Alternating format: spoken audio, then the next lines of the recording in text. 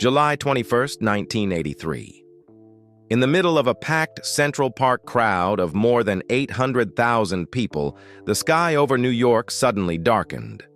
Wind rose violently, and rain poured down as if tearing the stage apart. While organizers panicked at the risk of disaster, one woman remained standing in the middle of the storm, her hair and dress whipped by the wind, her voice still rising through the thunder. Diana Ross did not leave the stage, and that moment quickly became a symbol of stage power, a diva capable of making an entire city hold its breath with nothing but her voice. Yet behind that triumphant moment lies a life full of contradictions. From a poor girl growing up in a working-class housing project in Detroit, Diana Ross entered Motown like a dream that almost seemed impossible. Fame arrived quickly, the stage lights blazed, and the Supremes became the most successful female group in pop history.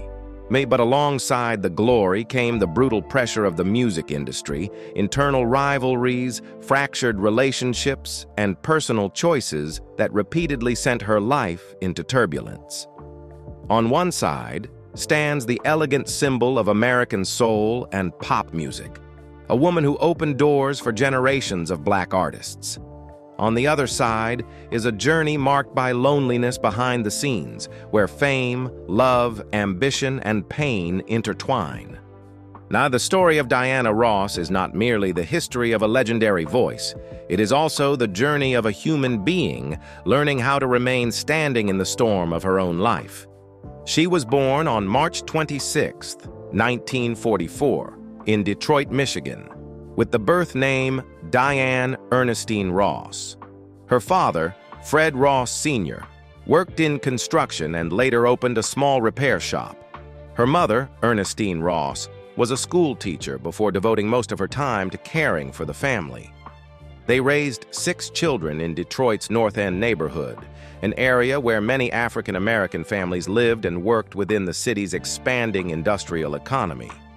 At that time, Detroit was the center of America's automobile production, yet the lives of Black communities still faced many social limits and discrimination. Within that context, neighborhoods like North End became spaces where families built their own lives, culture, and community. Music was present everywhere in the neighborhood. Baptist churches held weekly services with gospel choirs, while on the small streets people could hear soul, rhythm, and blues, as in the sounds that were gradually shaping the popular music of African Americans. Among the families living near the Ross household at that time was the family of Smokey Robinson, who would later become one of Motown's most important artists. Those connections did not carry much significance at the time, but they reveal that Ross grew up in an environment where music had already become a natural part of community life. Her childhood was not entirely peaceful. When Ross was about 7 years old, her mother contracted tuberculosis and required long-term treatment. During that period, Ross and her siblings were sent to Alabama to live with their grandparents. Leaving Detroit during those early years created a major disruption for the family. When her mother recovered, the entire family returned to Detroit and resumed their familiar life.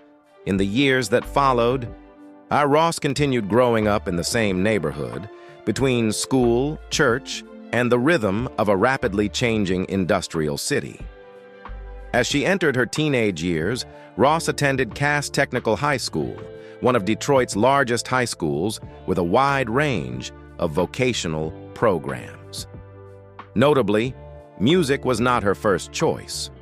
Ross enrolled in fashion design classes, learning sewing, millinery, and courses in modeling and cosmetology. She was interested in how clothing was designed, on how fabric could be cut and shaped, and how personal image could be built through style and appearance. For many years, Ross believed her future would lie in the fashion industry. Outside of school, she began working early to earn extra income. Ross worked as a busgirl at Hudson's department store, one of Detroit's largest department stores.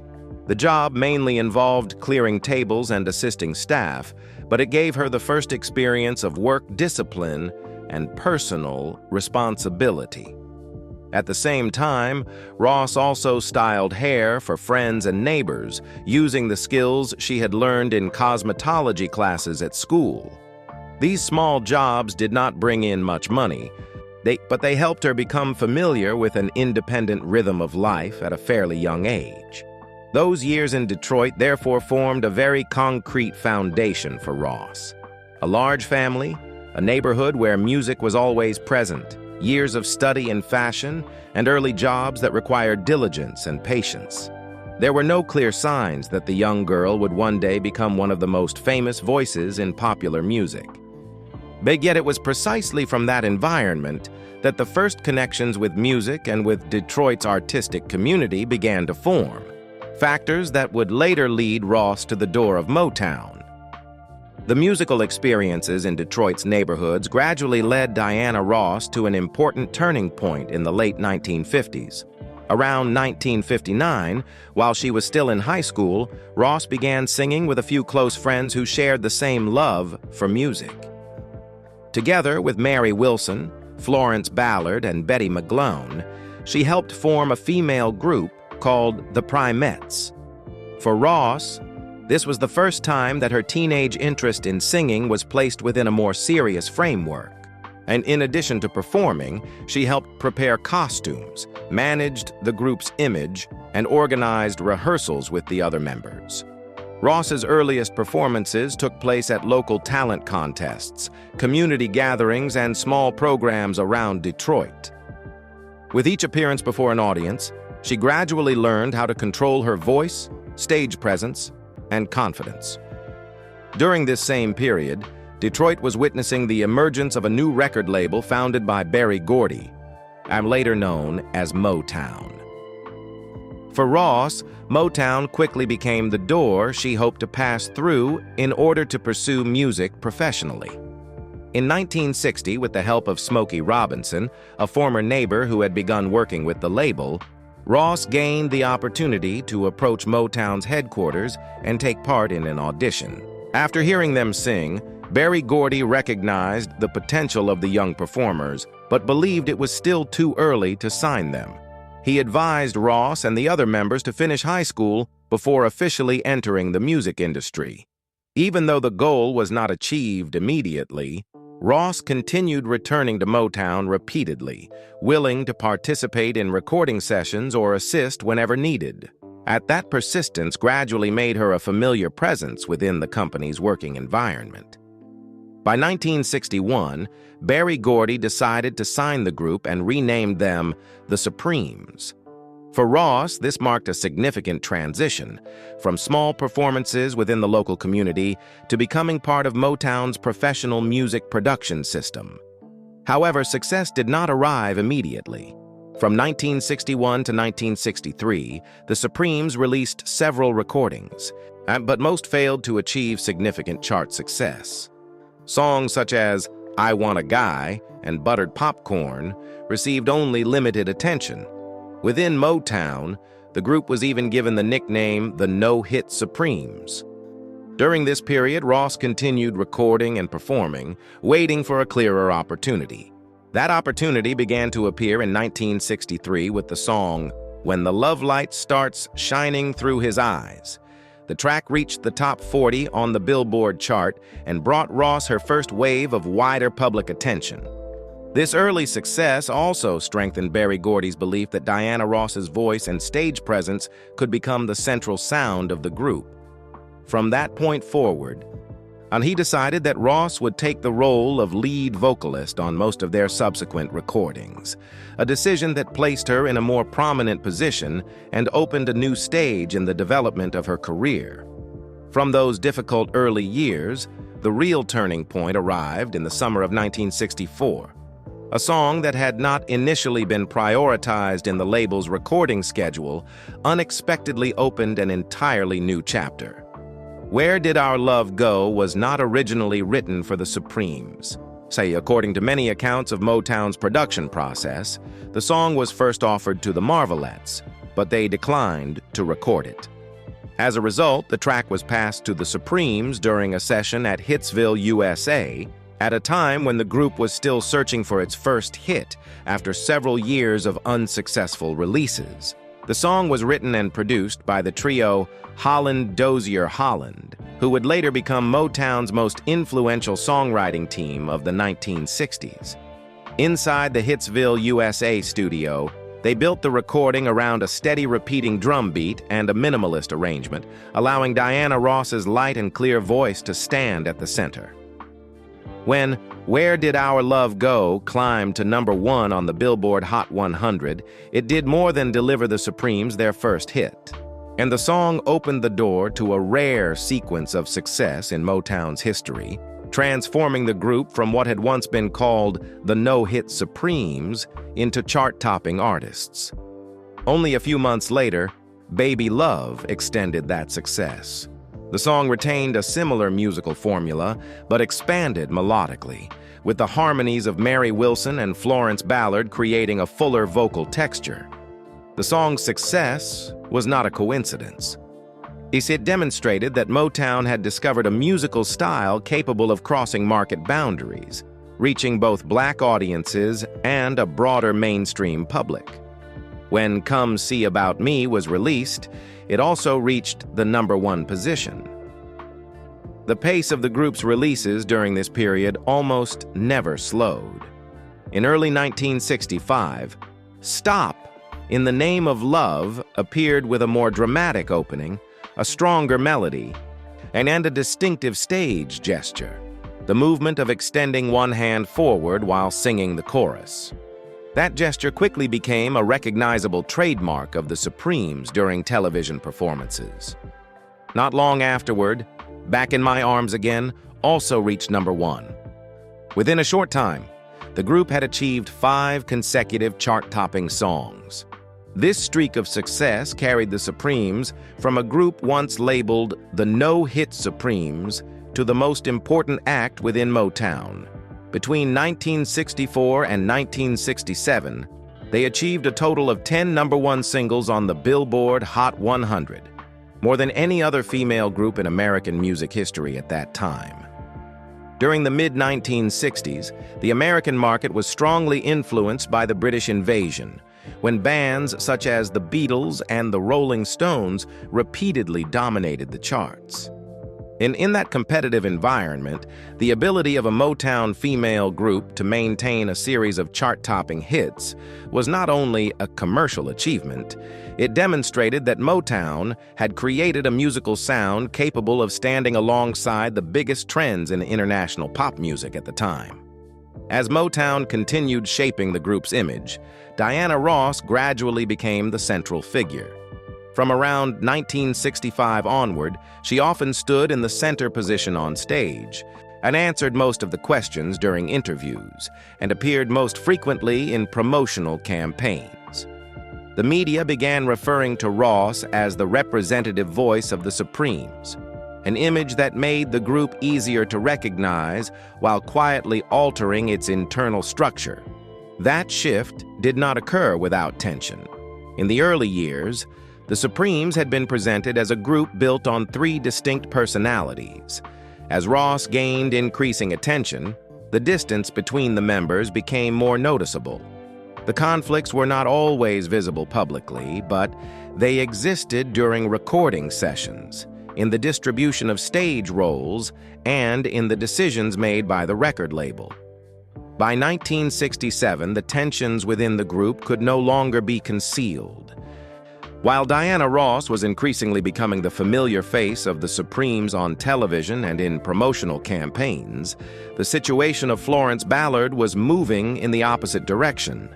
Ballard began facing several personal problems, including declining health and increasingly serious alcohol use.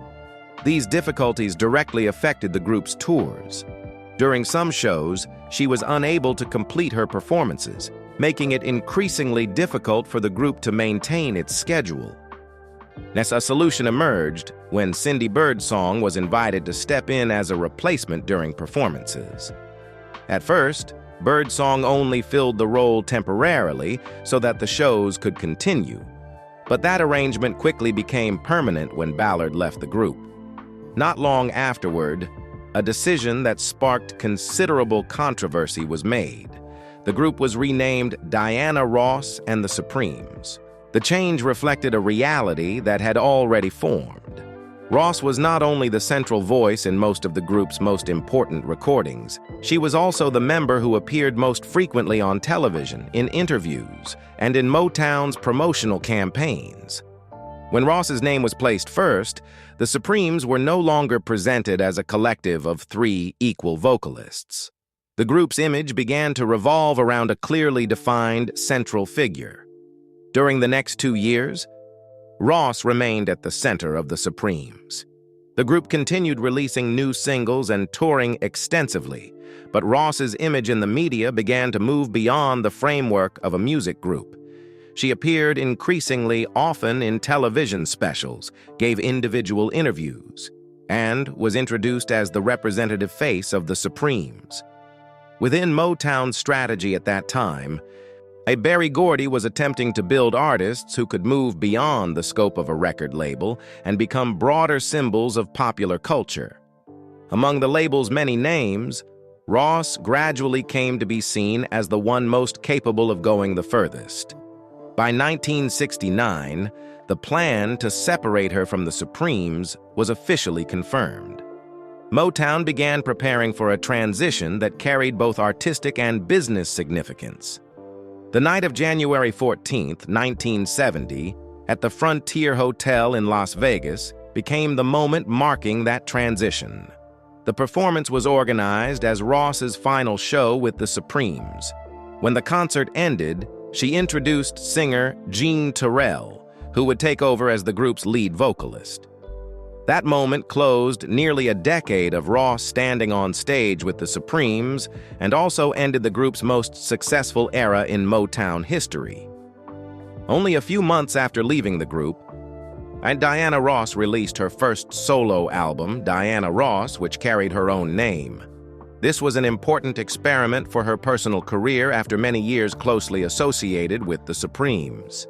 The album's central single, Ain't No Mountain High Enough, quickly became the focal point of attention. The song was produced by the songwriting production duo Nicholas Ashford and Valerie Simpson, who had previously written many successful soul hits. And instead of keeping the traditional soul structure of the earlier version recorded by Marvin Gaye and Tammy Terrell, Ross's version was built on a broader scale, a large orchestral arrangement, spoken segments woven into the performance, and a dramatic climax pushed toward the end of the song. This approach gave the track a strong theatrical quality, setting it apart from the standard radio format of the time. When Ain't No Mountain High Enough reached #1 on the Billboard Hot 100 and also topped the R&B chart, it confirmed that Ross could succeed as a solo artist. The single was later certified gold in the United States and became one of Motown's defining recordings of the early 1970s. The years that followed reinforced that new position. Ross continued appearing on major television programs, releasing additional recordings, and gradually shaping a distinct stage image, more elegant and more clearly centered on her individual performance compared to the Supremes era. By 1973, the song Touch Me in the Morning became another major hit, returning Ross to the #1 position on the Billboard Hot 100. This success demonstrated that her solo career was no longer dependent on the legacy of the Supremes, but had developed its own trajectory. Another turning point in her career came from cinema. In 1972, Ross was cast in the leading role in the film Lady Sings the Blues, a work based on the life of legendary jazz singer Billie Holiday. The decision sparked debate from the beginning. Ross had almost no acting experience at the time, and the role of Billie Holiday required recreating not only the voice, but also the turbulent life of a jazz icon. During preparation for the role, Ross had to carefully study Holiday's recordings and learn her distinctive phrasing style, the technique of stretching rhythm and placing emotional expression above technical precision. When the film premiered, the reaction from audiences and critics exceeded initial expectations. Ross received an Academy Award nomination for Best Actress, an achievement rarely seen for a singer crossing into film acting. At the same time, the soundtrack album for Lady Sings the Blues also reached #1 on the Billboard chart and sold millions of copies, becoming one of Motown's most successful soundtracks. Within only a few short years after leaving the Supremes, Ross had completely transformed her position in the entertainment industry. She was no longer simply the lead voice of a successful group, but had become an artist capable of moving between music, television, and film, while maintaining a prominent place in American popular culture in the early 1970s.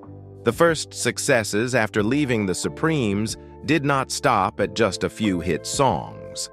By the early 1970s, Diana Ross had entered an entirely different position within the entertainment industry. And major tours, television specials, and performances in large theaters across the United States began generating significant income, making Ross one of the highest-earning performing artists of that era. Her presence also expanded beyond music. In 1974, Ross appeared on the stage of the Academy Awards as a co-host. In Hollywood at that time, this was not simply an honorary role. The event placed Ross in a space where Black women had rarely appeared in such a central position. And her image on the Oscar stage reflected a changing reality. Ross was no longer only a Motown artist, but had become a familiar figure within American popular culture. Film continued to play an important role during this period. In 1975, Diana Ross returned to the screen in the film Mahogany. The movie tells the story of a young woman who leaves Chicago to pursue a career in fashion design in Europe. The role placed Ross in a completely different image compared with the character of Billie Holiday she had portrayed earlier. However, the production of Mahogany quickly became tense. During filming, the project encountered several creative disagreements between the original director and the production side. Eventually, the director was replaced midway through production, a decision that rarely occurred in major Hollywood projects at that time. The change disrupted the filming schedule and created considerable pressure for the crew, especially as Ross stood at the center of the entire project. Despite the disruptions during production, Mahogany was eventually completed and released. The film received mixed reactions from critics, but the music quickly captured the audience's attention. The theme song, Do You Know Where You're Going To, rose to #1 on the Billboard Hot 100, becoming one of the ballads most closely associated with Ross's voice. By the mid-1970s, American dance floors were shifting toward the rhythm of disco.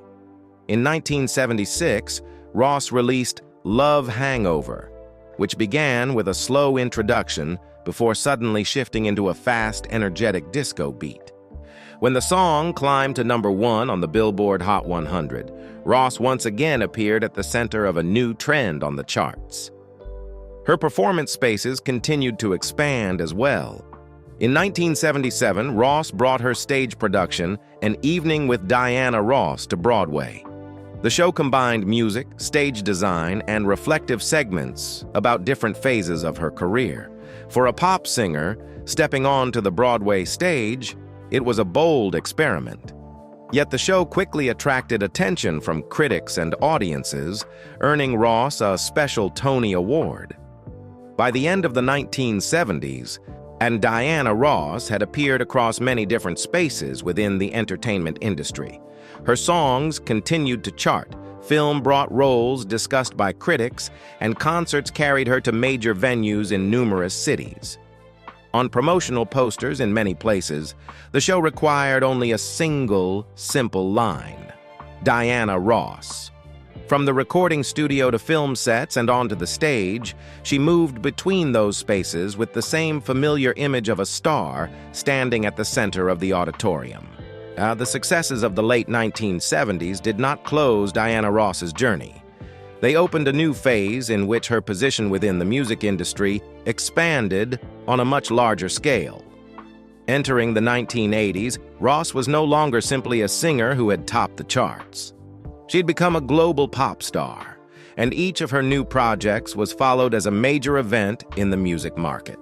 The year 1980 marked an important turning point with the album Diana. This was a project Ross created together with the production duo Nile Rodgers and Bernard Edwards of Chic, who were shaping the disco-funk sound of that period. In the studio, they built the album around prominent bass lines, tight drum rhythms, and song structures clearly designed for dancing. However, the production process of the album did not unfold entirely smoothly. When the initial recording completed by Nile Rodgers and Bernard Edwards was finished, the album carried a distinctly disco-funk character, with thick bass parts, tight drum patterns, and song structures designed for dance floors. But before the release, Motown decided to revise the mix. Some orchestral sections were altered, and Diana Ross's vocals were re-recorded and remixed to better fit the label's release strategy. This change left Rodgers and Edwards dissatisfied, because their original mix had almost entirely been replaced before the album reached the public. Within the music production community at the time, the story of the original recordings for Diana quickly became a topic frequently discussed as a rare example of a major disco project being significantly altered just before release. Two standout tracks from the album, Upside Down and I'm Coming Out, quickly spread across radio and dance floors. Upside Down, with its distinctive bass line and powerful disco rhythm, climbed to #1 on the Billboard Hot 100 while also topping the R&B chart.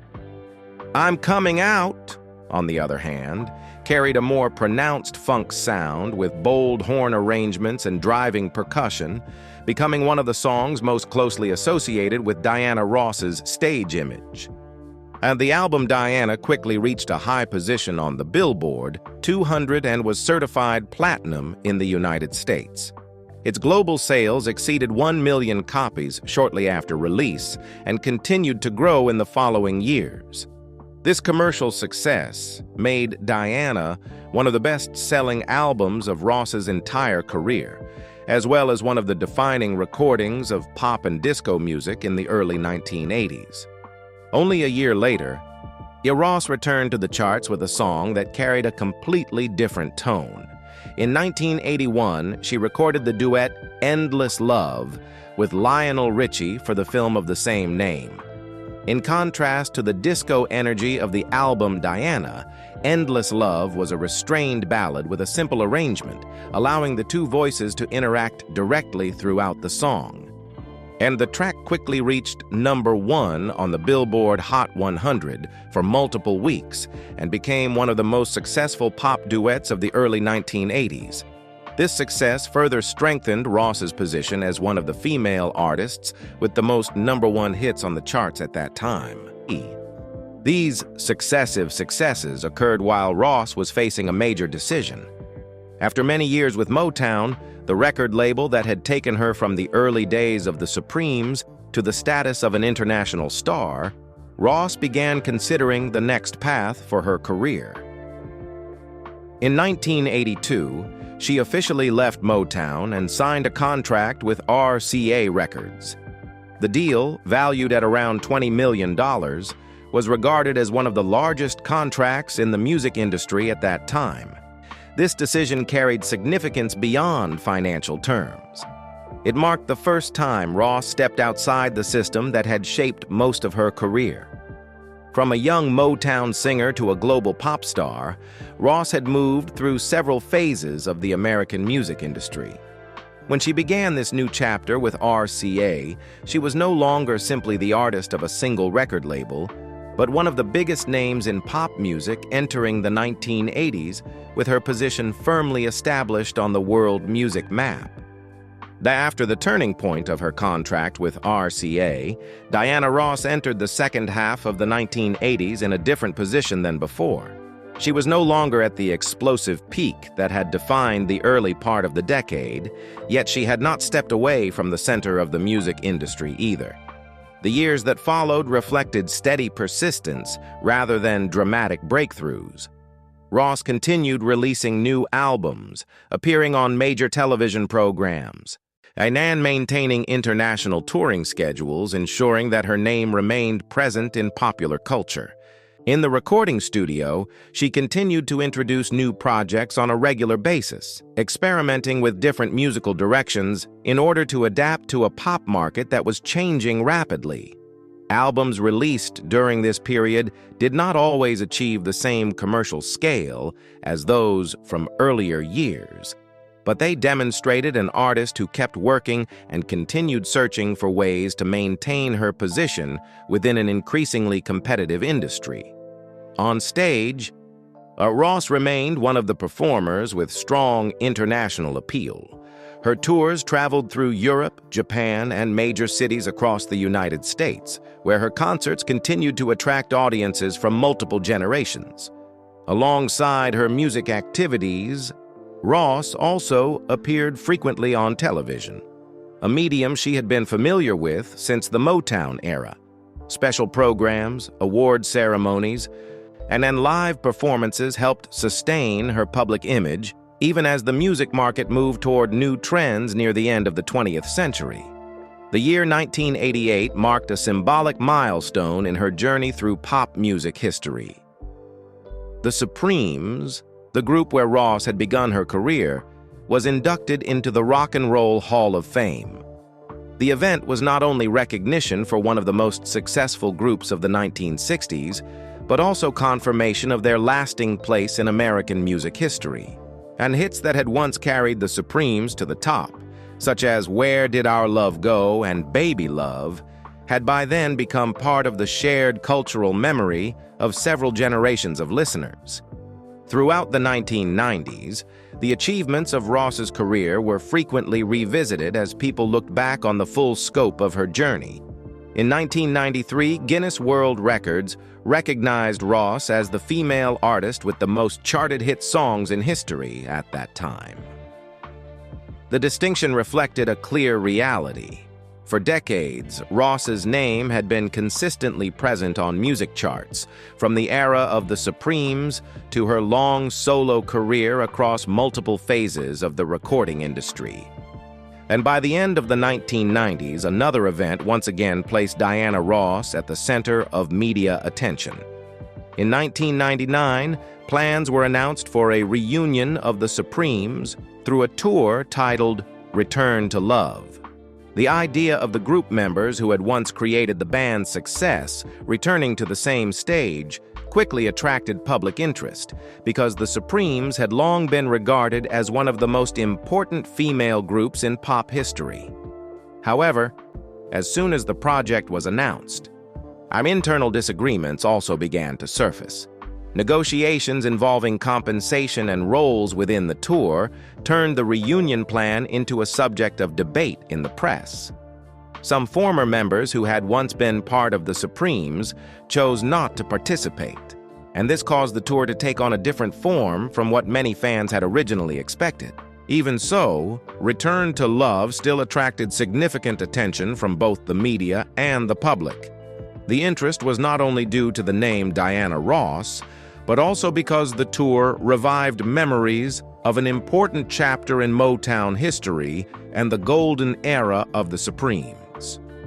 By the time the 20th century drew to a close, Diana Ross was no longer positioned as a newly emerging star or a sudden phenomenon of the market. She had become an artist whose career stretched across multiple decades, continuing to work, perform, and maintain her presence in an industry that was constantly evolving. The years from the late 1980s through 2000 were therefore not defined by a single explosive moment, but by the endurance of an artist who had long learned how to exist under the enduring lights of the stage. After many years living under the lights of the stage, Diana Ross's private life did not develop as a story separate from her career. It unfolded within the very rhythm of the entertainment industry, between recording studios, touring schedules, and constant flights between cities.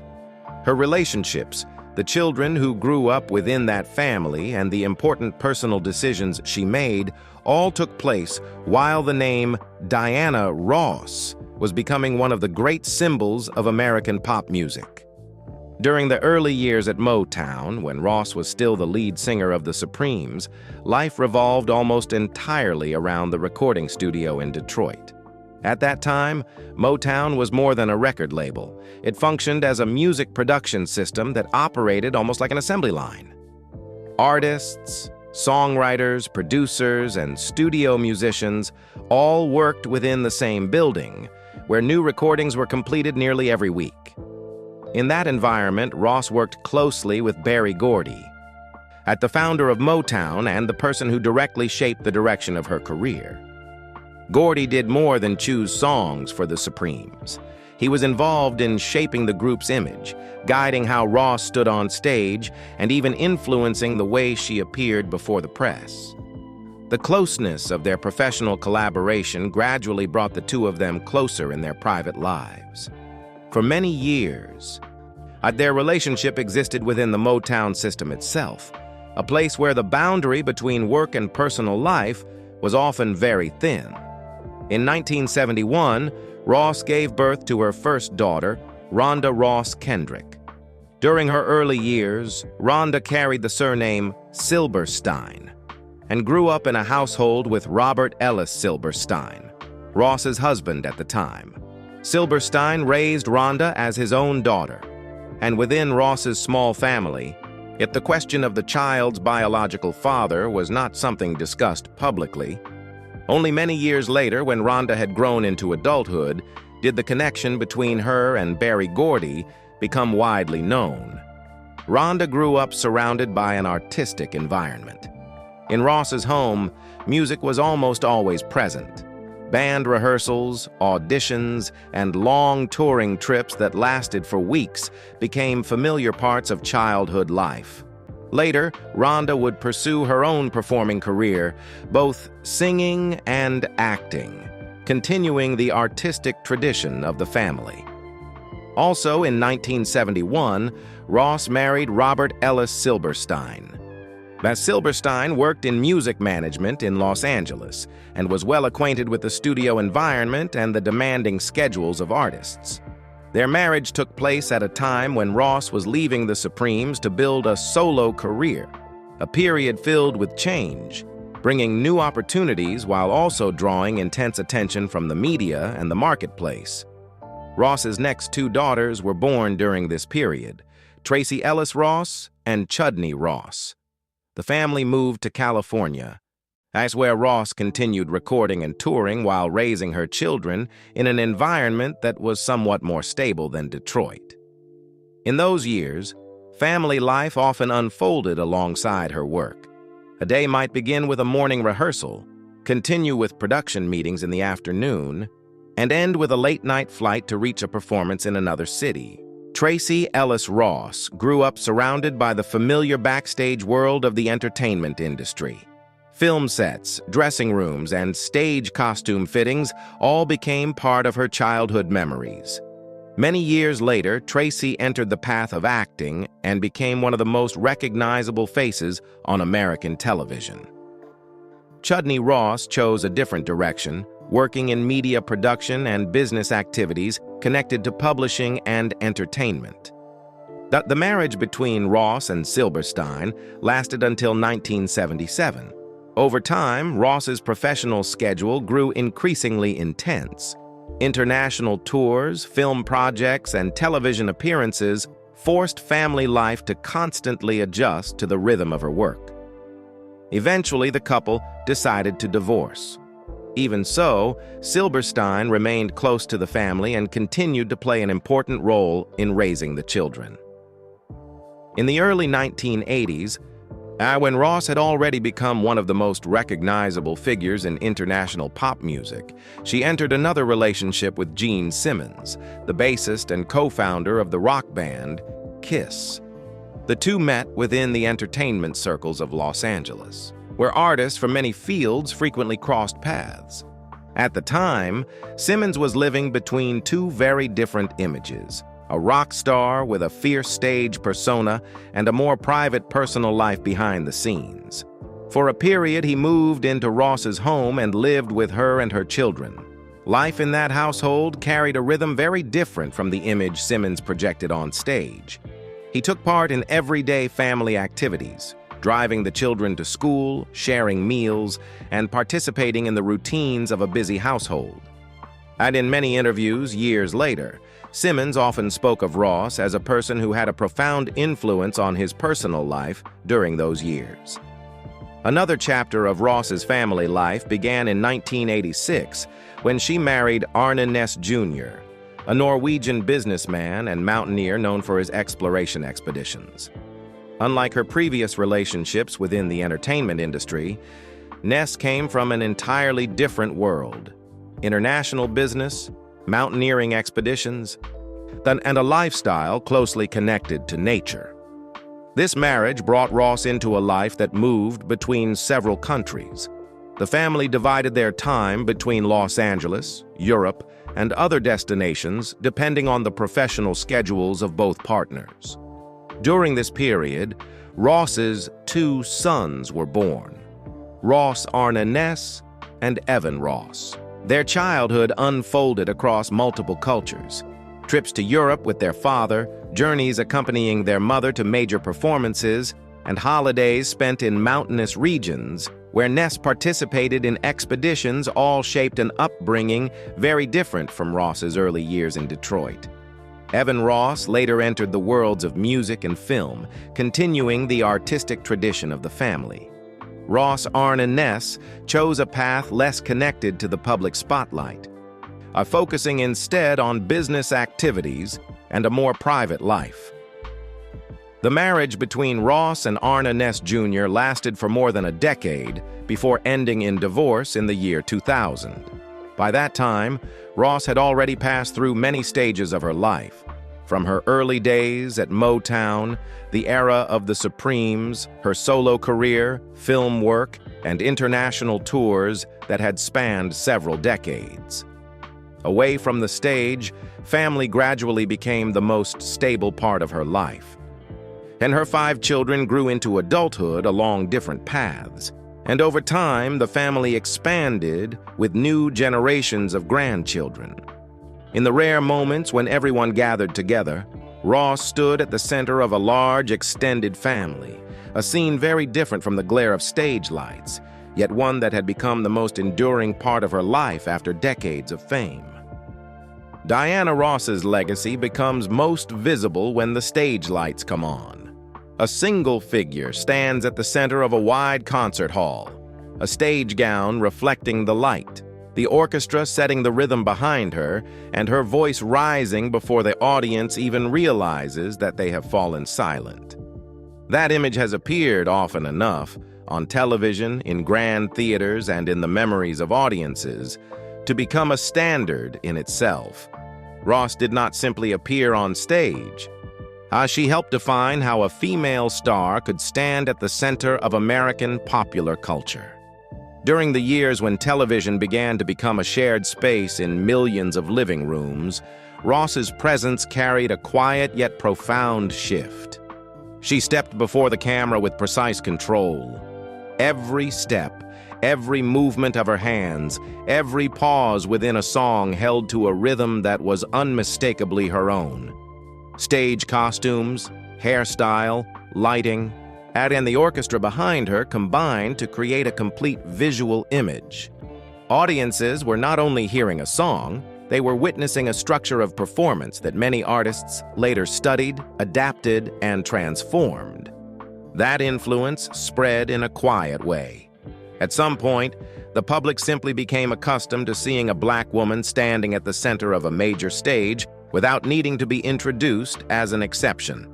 The image appeared on television shows, in large concerts, and in major cultural events that had rarely placed artists like her in such a central position before. The standard shifted in the way standards often do, gradually, step by step, until people eventually forgot that things had once been different. In the present day, Diana Ross appears before the public with a more selective rhythm than during the peak years of her career. Long tours lasting many months no longer take place as continuously as they once did. Yet, she still steps onto the stage for special concerts and shorter touring runs across the United States and Europe. During the period of 2025 to 2026, Ross continues to present performances as part of the Diana in Motion tour, appearing in many large theaters and concert halls, from Las Vegas to other cities across the United States. In those performances, the familiar structure of a Diana Ross show remains almost unchanged. The orchestra begins with melodies connected to both the Supremes and her solo career. The hall gradually brightens, and the audience, many of whom first heard those songs when they were very young, often rise to their feet within the first minutes of the show. The atmosphere of these concerts carries a sense of reflection and memory, yet it also makes one thing clear. Ross's voice and stage presence can still hold the attention of an entire auditorium in the same way she has done for decades. Away from the stage, the rhythm of her life moves more slowly and centers increasingly on family. Ross spends time with her 5 children and her grandchildren, who now live and work across different fields, from music and film to business and media production. The family life has gradually become the most stable part of her world, after many years spent moving constantly between recording studios, concert stages, and film sets. In the rare moments when the entire extended family gathers together, Ross does not stand before a microphone or an orchestra. She stands among her children and grandchildren, a scene very different from the glare of stage lights, yet the part of life that has remained with her most steadily in the present. Looking back across that journey, what remains is not only a long chain of successes stretching across several decades. What remains is the image of a standard that was established and then continued to exist even as the person who created it began to move more slowly. Ross left behind a space where many other artists could step into the center without needing to clear the path again from the beginning. And somewhere, on stages that still glow with light every night, the outline of that standard continues to exist, quietly, familiarly, and not easily replaced.